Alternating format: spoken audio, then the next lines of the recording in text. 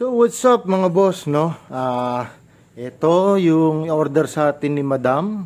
Siyempre, no? Yan, no?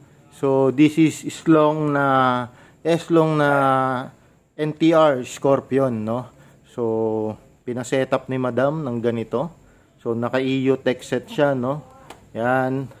Pag ganyan, red dot, ito magnifier. So nagsusum in, no? Ito is 1,200 rounder na magazine, motorized magazine. So makikita nyo tong button na to, pipindutin mo lang yan kung saan ang umaakit yung bala nyan, no? So ito is dummy bullet lang yan. Yan, design lang yan. So yan, ready for pick up na to, Madam. Mamaya kukunin na ni Madam sa atin to, no? So yan, no, napakaganda. Kahit ganito na yung setup niya mga boss, sobrang gaan pa rin. Sobrang gaan pa rin. Kasi lightweight tong ating Eslong. Anyways, ito yung tinest natin kanina na 480 FPS, no?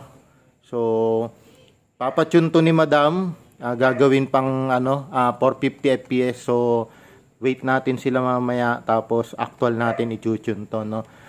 Anyways, guys, ito yung Eslong. Fully upgraded na to. Nag-check ako kanina. Sobrang tindi ng internals niya. Kaya, sulit na sulit to sa presyo. Kung kailangan nyo ng unit na to, ito yung Eslong Scorpion.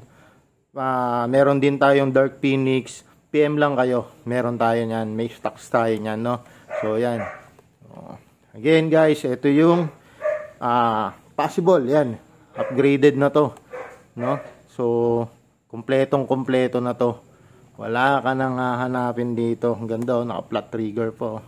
So, yan. Panlaro. Yan, no? Diba? Sobrang ganda. Ayan. Maraming salamat, Madam. Maraming salamat, mga boss. Update ko kayo kasi yung asawa ni Madam, tinatapos natin yung pang DMR naman niya. So, yun. Videoan din natin yan. Maraming salamat.